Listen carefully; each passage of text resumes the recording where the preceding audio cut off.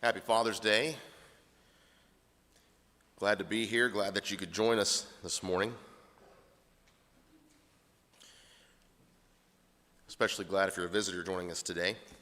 This morning we're going to look at the last words of King David to his son Solomon. And we're actually going to compare a couple of accounts. 1 Kings, the text we read this morning, and 1 Chronicles 28, 9 through 21. And we're also going to conclude by looking at 1 Kings 1, 5 through 6. But we'll save that for the end. You know, it's difficult to give a sermon when about fatherhood when both your dad and your kids are here. I mean, someone's getting embarrassed, just inevitably. But the rule I hope to follow is that we'll honor upwards and we'll embarrass downwards. I think that's a good rule for preaching. Hopefully I don't embarrass upwards too. It's rare in my estimation. I was thinking about this as I was preparing this lesson. You know, often we'll give lessons on motherhood or biblical womanhood, and one thing that you're obligated to say when you give a lesson on biblical womanhood is, not that the women here need to hear this because we have the greatest group of women any church has ever seen, and we compliment the mothers and the ladies as well we should, and we could say that 1,000 times and it wouldn't be enough praise. But for some reason we don't do that with the men. You know, generally, whenever we give a lesson on fatherhood, it's kind of like, boys, get your act together. So I'm going to do something I think is a little bit unusual and compliment the men of this congregation. This congregation would not have been in this community for over 100 years if it weren't for godly men and, as we think about today, godly fathers. And when you see an older man in this congregation, consider with gratitude what they've done for this congregation. When you think about your father, when you think about others who have impacted you in a fatherly way, in a godly way that a father should, consider that with gratitude, because that's vanishingly rare in today's world. And so I want to compliment the fathers and the men of this congregation and say that without your labor, your tireless effort, this congregation could not survive. And we owe you gratitude. The text we started with this morning, we're going to read an abbreviated version of it, then we're going to jump into the text in Chronicles and read that account as well.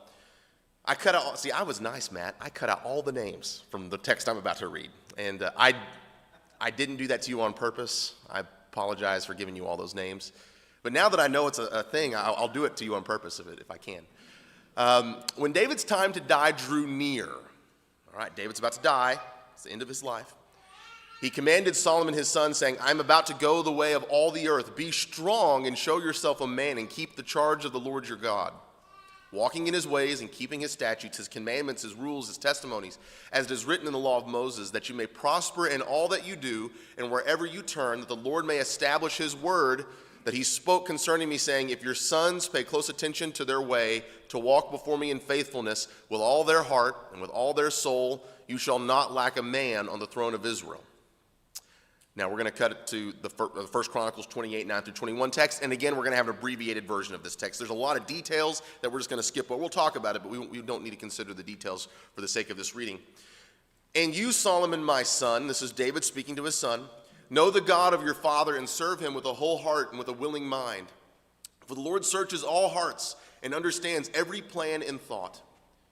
If you seek him, he will be found by you, but if you forsake him, he will cast you off forever.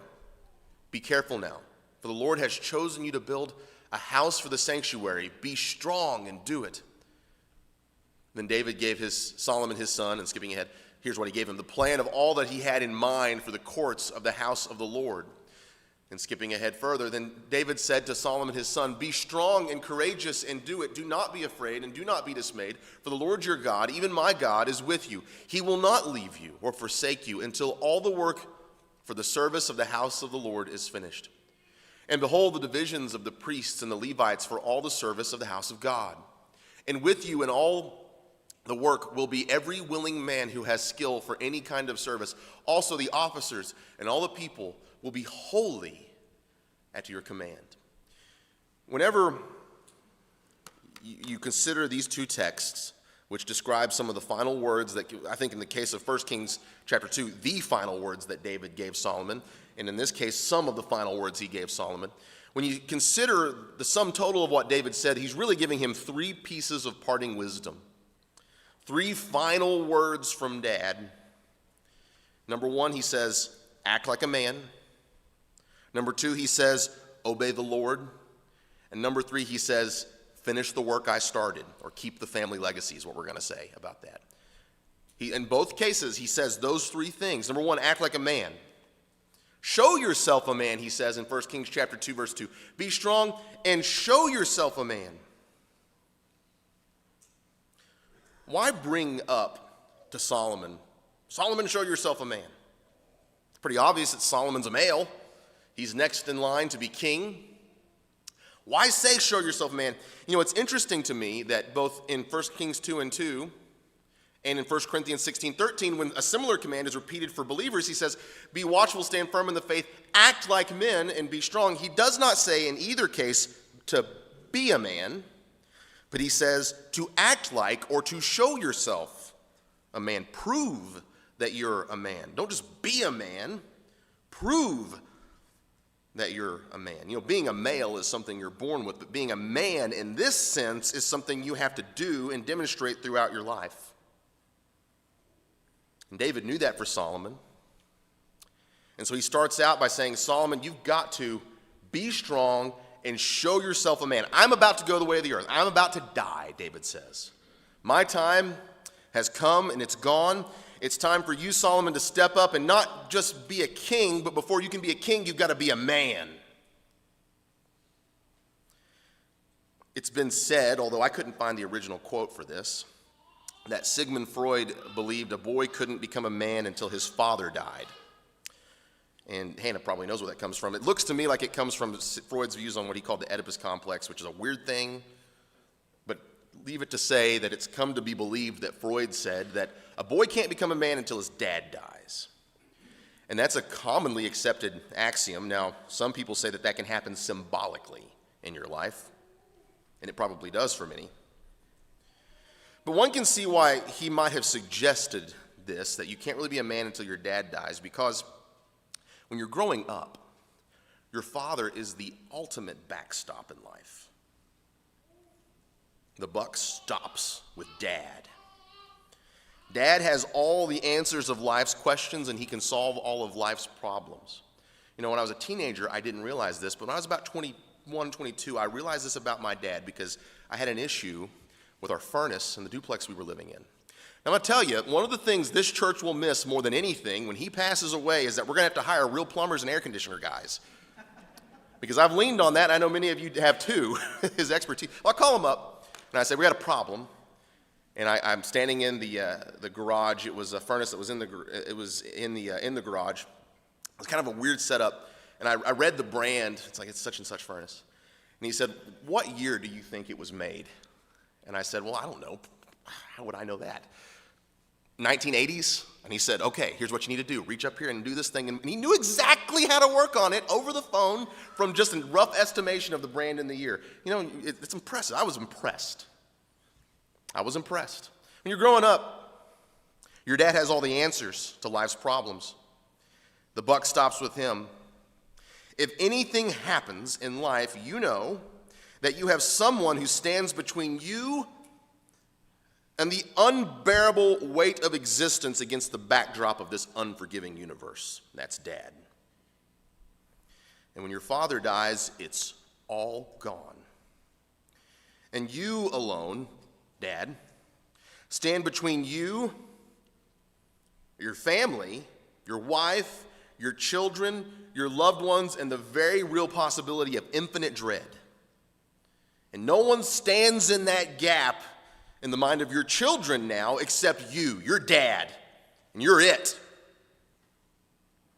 And so Freud says a boy can't become a man until his dad dies, until he comes to that realization that, you know, what I do in life matters, and there's really no one else to step up and do it for me. There's no one for me to call to get me out of this trouble.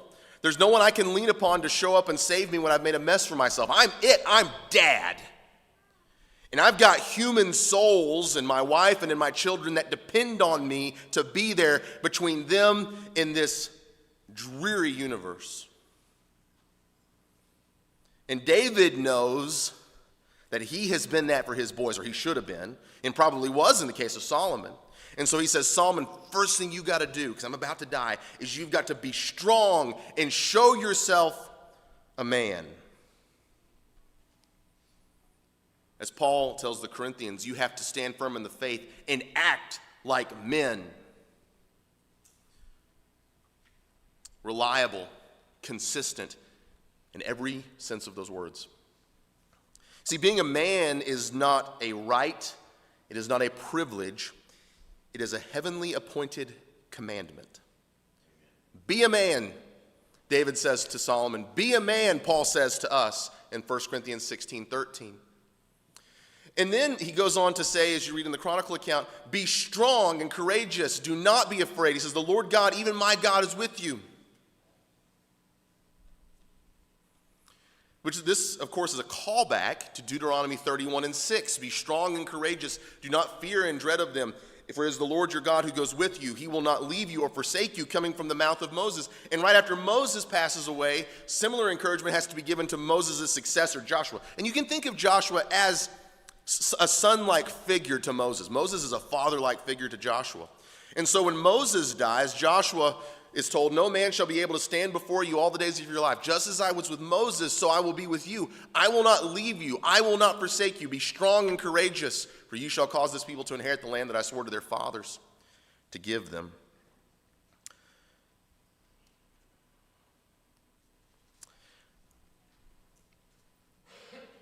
The beauty of what David is telling Solomon and what Moses tells Joshua is, you know what? It's not now that you stand between the children of Israel and this unknown universe in the case of Joshua, or your family in this unknown universe in the case of a father today. He says you're not alone in that task. Be strong, be courageous, don't be afraid, because God is with you. He will not leave you or forsake you. And so, fathers, it might feel like you're all alone. It might feel like you've got no one to call. It might feel like you alone stand between chaos and order in your life. But David wants Solomon to know, and Moses needed Joshua to know, that God was with them and he would not leave them or forsake them. Now, interestingly, that is quoted in the New Testament in a very peculiar passage. And it's worth thinking about for a minute. Because in Hebrews 13:5, the Bible says, keep your life free from love of money and be content with what you have, for he has said, I will never leave you or forsake you. He will not leave you or forsake you. And of course, that comes back to Joshua 1 and Deuteronomy 31. Now, in Deuteronomy 31 and Joshua 1, when God says, I won't leave you or forsake you, it makes total sense. Someone is a father or a father figure is about to die. You need to know that God is on your side and God is with you. But in the context of Hebrews 13, it's keep yourself from the love of money. Be content with what you have. Now, that's an odd thing. If he had said, be ready to act like a man and stand up for what's right when no one else is with you, and remember God says, I will never leave you or forsake you. Okay, that makes sense. I get why you would quote that in this context. But why quote from the Old Testament, I will never leave you or forsake you when you're talking about the love of money? May I submit to you that it's because the most critical component in becoming a man is realizing that, number one, the Lord is all you have, and number two, the Lord is all you need. Keep yourself from the love of money. Be content with what you have. The Lord's all you got, and the Lord is all you need. He won't leave you. He won't forsake you. Be content with that. Be content with what you have. Don't chase after riches that fade, because God has said, I won't leave you and I won't forsake you. Be strong. Be courageous. Act like a man, and in doing so, recognize that you have God to lean against in times of uncertainty. The second thing David tells Solomon is to obey the Lord, or to keep the charge. He says there in chapter 2, verse 3 of 1 Kings, keep the charge of the Lord your God, walking in his ways, his statutes, 1 Chronicles 28 and 9. Know the God of your father and serve him with a whole and with a heart and with a willing mind. Now the word charge here in 1 Kings chapter 2, verse 3, implies more than just a command. It implies taking an office or a sacred duty, perhaps even an allegiance. When you are given a charge, it's not just, I command you to do this, but I charge you to do this. You have an honor, you have a duty, you have an obligation. If you're in the military, you have an allegiance to the king. You have a charge to fulfill with regard to your leader. And that's the word that's used here. So when David tells Solomon to keep the charge that the Lord gave him, what he's really saying is you need to fulfill your heavenly appointed commission and obey the Lord. Deuteronomy 11:1, you shall therefore love the Lord your God and keep his charge, his statutes, his rules, his commandments always. It's not just a matter of doing the right thing, but doing it out of a deep-seated allegiance to God for what's right. Of course, this idea is common in the Bible. You see it in the New Testament. 1 Thessalonians 2:11-12, for you know how like a father with his children, all right, here's a Father's Day thing. Like David with Solomon, like a father with his kids, we exhorted each one of you and encouraged you and charged you to walk in a manner worthy of God who calls you into his own kingdom and glory. You know, a dad sometimes will command his kids, but sometimes a dad will charge his kids. He'll commission them. He will say, I am your father, I'm the authority in your life, and I am charging you. I'm not just telling you, I am charging you with an obligation you are morally bound to fulfill to go do a thing. And so long as you live under his authority, he has the right to do that. When I was a teenager, I would go preach every third Sunday at the Church of Christ in Newcastle. And as I'd be in the bathroom getting ready, and Dad would come by and bang on the door. And he'd quote 1 Timothy chapter 4 and charge me to preach the word. Of course, I'm on the other side of the door. I'm like, I got to hear this again. Every time, every third Sunday. I mean, I was just going down there because there was a cute girl over there that eventually became my wife. A charge. I want to tell you, this is a Father's Day lesson, and a Father's Day lesson needs a story from World War II. This is my Father's Day gift to all of you. It's a joke that you know you're turning into your father when you start reading about World War II. I'm going to tell you the story about a man called Mad Jack Churchill. Mad Jack Churchill, a member of the English military, the British military. His name was John Malcolm Thorpe Fleming Churchill, and he was born September 16th, 1906. And he was born in British-occupied India, modern-day Sri Lanka. And he eventually grew up in British-controlled Hong Kong. So he was a man of the world. He's, I don't know how much time he actually spent in Britain. Well, given his birth in 1906, you can imagine when he became of age, World War I was ending, and so his 10-year stint in the military was during a peacetime, which did not suit him that well. He wasn't that kind of guy. He wanted to fight. So he spent 10 years, and he had a fairly uneventful 10-year enlistment. Most interesting during his 10-year enlistment in the Army was what is sometimes reported as a 1,500-mile motorcycle ride across parts of Burma and India, during which he crashed into a hostile water buffalo. So I'm telling you that to tell you the kind of man you're talking about here. Someone who, you know what? There's no war to fight, so I'm going to motorcycle across Burma and into India. So he retired after his 10-year stint in the military. And he decided to move to Kenya and became an editor of a newspaper in Africa. It was too boring for him. Didn't really like that. So he tried to he put his hand out towards male modeling, did that for a while, tried to become an actor, and he took up archery, and he competed in the World Championship of Archery. Now, time has passed, he's been out of the military for a few years, and World War II has started, and this was his chance. He re-enlists, he's back in World War II. Now, I told you he competed in the World Championship for archery, so when World War II broke out, he reported to duty with his 6-foot-long bow and handmade arrows. And when he went into battle, he took his bow and his arrows, his Scottish broadsword, and his trusty bagpipes into battle. Now, here's a picture. He is in this picture. I'll let you find him. These are normal soldiers with guns. Now, he eventually became a part of the British Commandos, which were the British counterpart to the U.S. Army Rangers. So these are like kind of elite fighters. They would do these covert operations, show up by boat, overtake German strongholds in a matter of hours, Those are normal soldiers with a gun, and here's Mad Jack Churchill charging with his sword. Hope you can see that.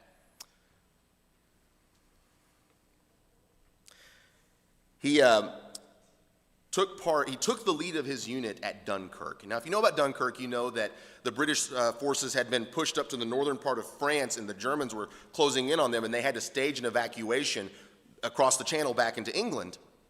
And his commanding officer was killed, and so he was, by virtue of that, elevated up to be the commander of his unit.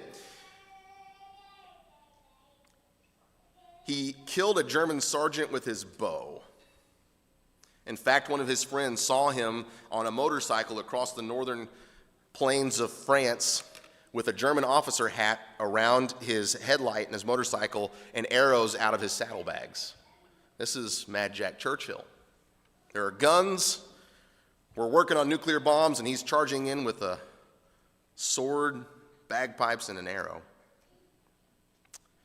Well, after they escaped successfully from Dunkirk, he had been elevated. He was honored as, like, this guy's pretty impressive. So he was asked to join the newly formed commandos, as we mentioned. This is the British version of the U.S. Army Rangers. In his first task, he was tasked with charging a German garrison off the coast of Norway, and he led 2 companies into battle. He stood at the front of the boat that pressed towards the shore, blaring on his bagpipes the march of the Cameron men. And when they landed, he drew his sword and charged the shore. This picture is from a drill in advance of that attack on a German garrison in Norway. Successful. They took it in a few hours. That was an important area because it disrupted some various trade that had to do with fish that the German military needed. Well, later he was positioned in Croatia. After a few events, he and another person successfully took, legend goes, 40-some-odd Germans prisoner with his sword alone in his hand. That sounds, I don't know how true that sounds like one of those tall tales that Grandpa tells. But that's the story. Well, eventually he was stationed in Croatia. And the Germans had locations atop 3 hills on an island just off the coast of Croatia, and the Allied forces, so the British and the Americans and others, had a simultaneous operation to take all 3 positions on top of these 3 hills at the same time. So he was the commander of the commandos at this time, and so he sent his first wave in, and they suffered heavy casualties. So he led in the second wave with sword in hand. His men took the hill, but suffered heavy casualties. After his American carbine was out of ammo and all of his fellow soldiers had fallen to the Germans who were, they had taken the hill. They actually successfully took the hill, but they suffered so many casualties, everyone around, he was the only one left alive in his unit. And the Germans were advancing back on the hill where he was. And so he was out of ammo, and so he picked up the only weapon he had left. He had lost his longbow by this point. It was destroyed. And German reports say that they heard the sound of an unknown musical instrument from atop the hill. He played the bagpipes, "Will Ye No Come Again," in honor of his fellow soldiers. A German grenade was tossed over. It didn't kill him, but it knocked him out. He had a charge to keep. Mad Jack Churchill, not related to Winston Churchill, was commissioned with taking that hill. The Americans and the others are going to be doing their part, and the British commandos are going to be taking that hill. And when his first wave failed, he picked up his sword and he charged with the second wave. And when he was out of bullets, he said, well, these men deserve a funeral. And he picked up his bagpipes and he played as the Germans advanced on his location. He had a charge to keep. This wasn't just a command to him. He wrote to one of his friends, he says, "No prince or lord has tomb so proud as he whose flag becomes his shroud." He was willing to die for the crown if that's what it took. That was his charge. That was his duty. That was his privileged honor. He actually survived, and his story gets more interesting. I'll tell you about it later. But through a happy accident, they thought he was related to Winston Churchill and they put him in a concentration camp. But he befriended one of the German generals, and when Hitler sent out the command to his SS troops to put to death all the prisoners of war, this general thought that crosses all lines of decency. We don't put prisoners of war to death. And so they let him go, and he had to walk 150 miles barefoot with a messed up ankle after having escaped with the help of this German, till he came across a U.S. tank, an American tank in Italy, where he was delivered. He immediately wanted to go fight in the Pacific Front, and he resented the Americans. He said, if the Americans hadn't dropped the bomb on Hiroshima and Nagasaki, I could have kept fighting for 10 more years. That was Mad Jack Churchill. Even Solomon, David says, if all your brothers in arms have fallen, and the hordes of Egyptians and Hittites and Amorites and Moabites and Jebusites and every other ite is closing in on your position, Solomon, keep your charge. That's what it means to have a charge. It means that nothing in this world stands between you and what you've been asked to do. And David told Solomon to keep the charge of the Lord your God. And that's what a father wants his kids to do. When your father charges you to obey the Lord, as a godly father will do, that means let nothing in this world come between you and that holy obligation. All of the foes of life, all of the hordes of hell could be closing in on your position, and stand there, stand strong. Even if all your brothers in arms have fallen and you're alone left atop the hill, stand there and consider it an honor to fulfill the charge of the Lord your God. The second thing he tells them in this obey the Lord section is he says, do it with a whole heart and a willing mind.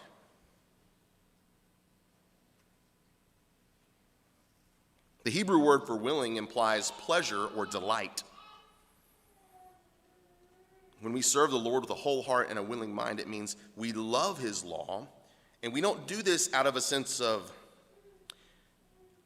unwanted obligation, but we do it because we want to. And so David says, Solomon, I don't want you just to obey the law because you have to or because I'm asking you to. I want you to do it because you want to, with a whole heart, with a willing mind.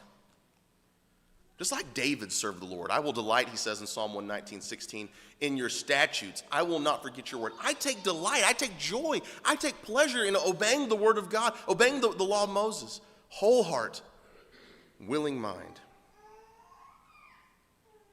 Number 3. Dad's lesson number 3 is keep the family legacy or finish the work that I started. Something you see in the book of Chronicles that you don't see in the book of 1 Kings is that David went way out of his way to prepare the temple. We sing sometimes that song, the days of Elijah, these are the days of your servant David preparing a temple of praise. And that song is accurate in that version of it because David prepared the temple. He went way out of his way to arrange all the provisions and the labor and the plans and the blueprints and the workforce. He just couldn't build it. So he hands it over to Solomon. And so in the 1 Chronicles 28 account, and if you back up a few chapters earlier, David also deals with this. He's instructing Solomon to finish the work I've started. I can't do it myself. The Lord told me I'm a man of war. I can't build this temple. I want you to finish the work I've begun. And in 1 Kings chapter 2, as Matt read this morning, he had a whole list of things to do. So-and-so was rude to me, and these other folks were really kind to me, and I need you to treat them kind. And you better not let his gray head go down to Sheol without blood, because he was a real rotten figure to me. And so David goes to Solomon. He says, Solomon, there were some things in life I didn't get done, and I need you to continue the family legacy. I need you to finish the work that I started.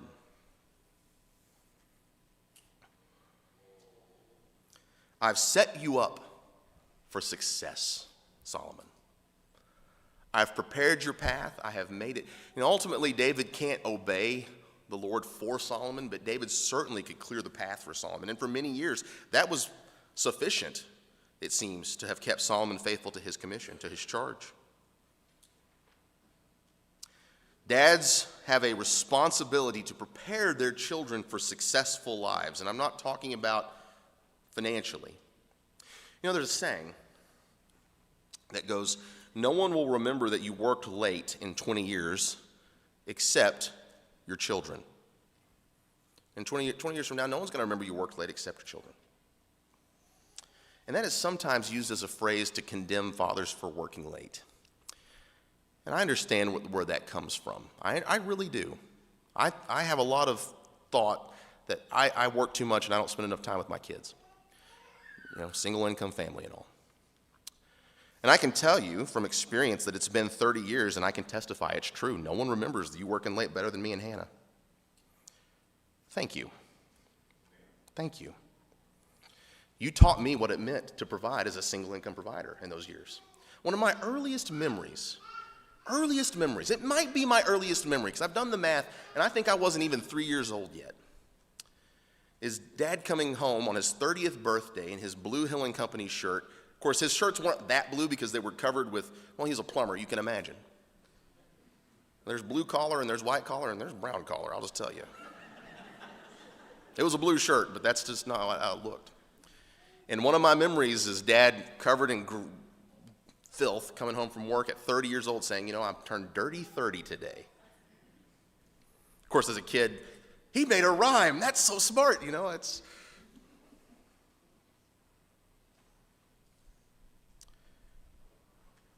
Your father, children, listen. Your father, your mother, your grandparents, your aunts and uncles, they're making sacrifices for you that you don't realize. And if you're lucky, one day you'll have a realization that everything you have in life, I mean everything you have in life, you have because someone else sacrificed for it. You're in a building today that you didn't build. Well, maybe some of you did, but you're in a building today you didn't build. You're going to go eat lunch somewhere with food you didn't prepare, and if you prepared it on animals you didn't slaughter. You're being kept cool this morning by science that you don't understand. Maybe some people understand, but most of you don't understand. You turn on the water to your faucet, and most of us don't know where that's coming from or how it gets cleaned. And we flush the toilet and we trust it goes somewhere without really knowing the whys and the hows. Your life is comfortable. Your life is good. And if you're blessed, your life is successful because someone made a sacrifice for you. Someone prepared the way for you. And what they're asking of you is keep the family legacy. Finish what I've started. I didn't give you this just so you could be comfortable and have an easy life. I gave you this because you have a sacred commission to obey the Lord.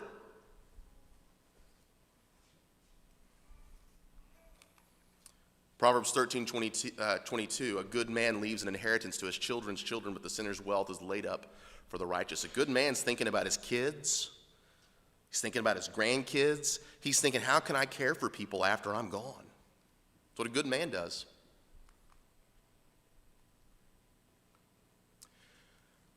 Psalm 78, 5-7.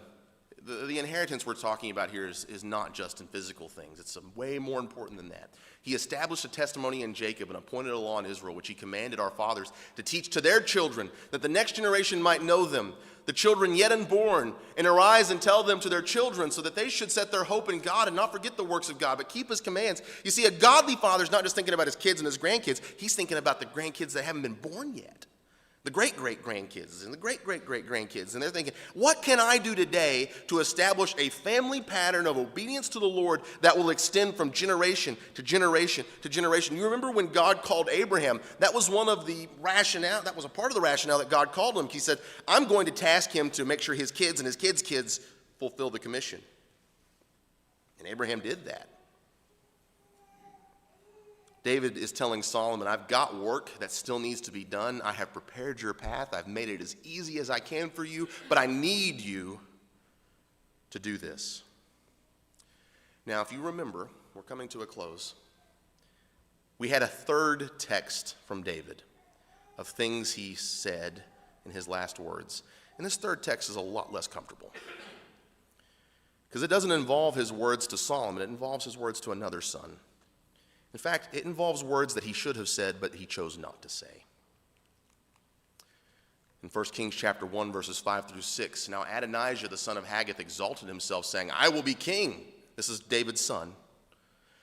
And he prepared for himself chariots and horsemen and 50 men to run before him. His father, this is David, his father, had never at any time displeased him by asking, why have you done thus and so? He was also a very handsome man and was born next after Absalom. Now, Adonijah was likely at this point the oldest living son of David because Amnon and Absalom had died, and obviously, there was another son named Kileab or Daniel, and we don't know much about him, but he was the next in line after Absalom, and so it's likely that the son Daniel died, or he's just out of the picture for one reason or another. And so Adonijah thinks, I'm going to be the next king. I'm the oldest son. I'm going to be king. I know that my way younger brother Solomon, who was a lot younger than Adonijah, little teenage punk Solomon, probably. Solomon was in his late teen years at this time. Solomon, I mean, come on. He's no challenge to me, Adonijah. And so I'm going to get chariots and horsemen, and I'm going to start setting myself up to be the next king. Because, Dad is getting old, and he doesn't know what he wants.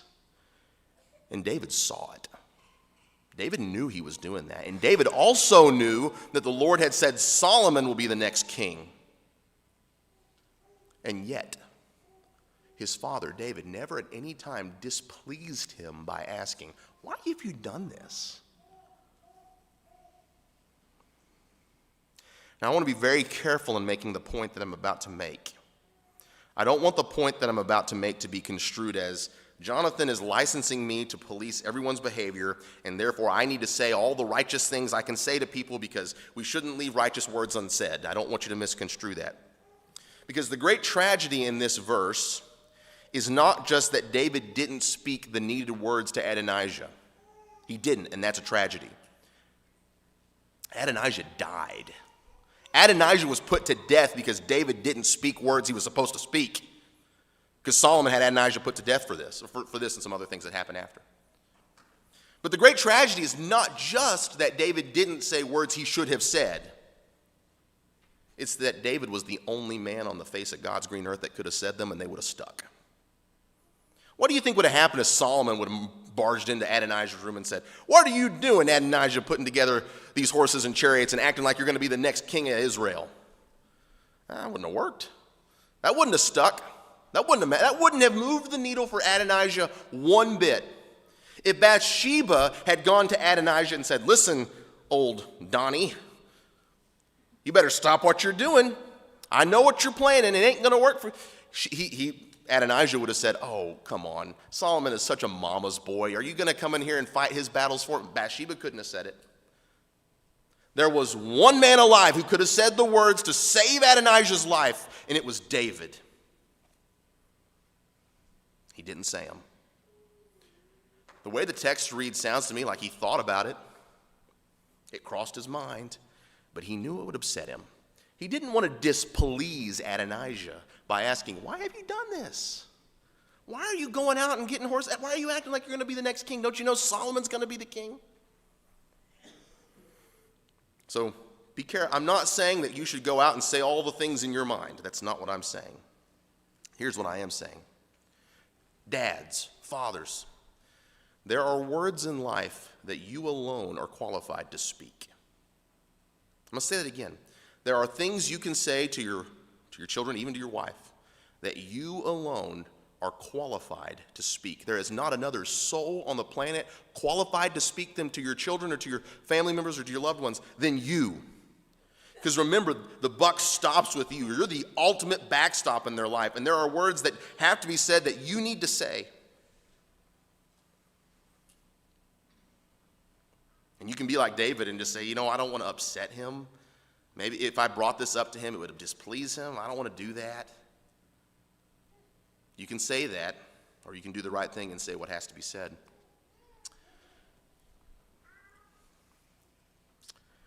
I think sometimes about a piece of parenting advice. I think I heard in an audio book, but I don't want to. I know who it's from, but I'll spare you the attribution. You can ask me later. Some of you will know exactly where this is from. He says one of your jobs as a parent is to make sure your kids grow up into adults that other people want to be around. One of your jobs as a parent is to make sure that your kids grow up to be adults that aren't miserable to be around. We all know people whose parents did not do that job. They're pretty hard to be around. They are unpleasant, or maybe they're cold, or maybe they're rude, or maybe they're arrogant, and their parents failed at making them a suitable person in this world. And you know what that means? I think about this with my boys, with my daughter and my youngest My youngest isn't old enough to speak, so she does nothing wrong, and I have nothing I can say about her except positive things. That means sometimes I see you guys doing things that I just have to say, listen, you got to stop because that's really annoying. I'm looking at one of them. He's looking away. And more than once, Carissa can tell you, we've had this conversation. Your wife is going to hate it if you don't stop doing this thing. You got to stop. And you know what it does when I say that? It doesn't make them happy. It's annoying. It's frustrating when dad is talking to you that way. Even now, I know. You know what's worse than me telling you what you need to hear? Is me not telling you what you need to hear. Fathers, there are things you've got to tell your kids, not because you want to or because it's easy, but because you're the only person in the world who can say it and they will listen. David failed in this case. I think in good measure it's because of the similarity between Adonijah and Absalom. In fact, the text hints that. He was a handsome man, just like the Bible says Absalom was a very handsome man, and he was the next brother in line after Absalom. And if you look at the story of Absalom, David behaves in a very similar way. You know, Absalom murdered his half-brother Amnon, and the spirit of the king, 2 Samuel 13:39, after a lot of stuff happened, the spirit of the king longed to go out to Absalom because he was comforted about Amnon since he was dead. And so Joab arranges some things, and Absalom moves back to Jerusalem. And the next chapter, Absalom lived 2 full years in Jerusalem without coming into the king's presence. So you get a really interesting insight into David. David wanted desperately to go talk to Absalom. The spirit of the king longed to go out to Absalom. Well, Absalom moves to town. He's your neighbor now. I mean, now's your chance. And it took 2 years before David could bring that together. How is it that a mighty man like David, who could slay the giant, who could defeat the foes of the Philistines and the Moabites and every other ite and conquer Jerusalem from the Jebusites, how is it that David can't find the strength to go talk to his son? Oh, there are foes in life that are bigger and more complicated than your worst enemy. When finally it happened, then Joab went to the king and told him, and he summoned Absalom, and he came to the king and bowed himself on his face to the ground before the king, and the king kissed Absalom. So there was a small reunion there, but it wasn't much of one, because immediately Absalom plotted how he could overthrow David and usurp his kingship. Well, David is no doubt thinking about Absalom, thinking how he failed with Absalom. In fact, Joab killed Absalom. And David had a really important realization about Joab. We read it this morning. You know, David says, when he's talking to Solomon, he says, there's a lot of people you got to take care of. And one of these characters was Joab. Moreover, you also notice in verse 5, what Joab, the son of Zeruiah, did to me, how he dealt with the 2 commanders of the armies of Israel, Abner and Amasa. You know who David doesn't mention in the list of Joab's sins is how Joab killed Absalom. Joab killed Absalom even after being kind of told not to. David knew that Joab did something that David wasn't strong enough to do. And there's no doubt in my mind that David's living with a tremendous amount of guilt and shame about what's happened in his family and how he knows that it's his own doing that brought all these things about. And he's got another son. At least he's not dead. It's Adonijah. I mean, I don't want to upset him. I don't want to send him down a bad path, so I'm just going to zip my lips and I'm going to let Adonijah do what Adonijah wants to do, and I'll let it be someone else's problem. Well, it was someone else's problem. It was Solomon's, and Solomon had to put him to death because he was a usurper.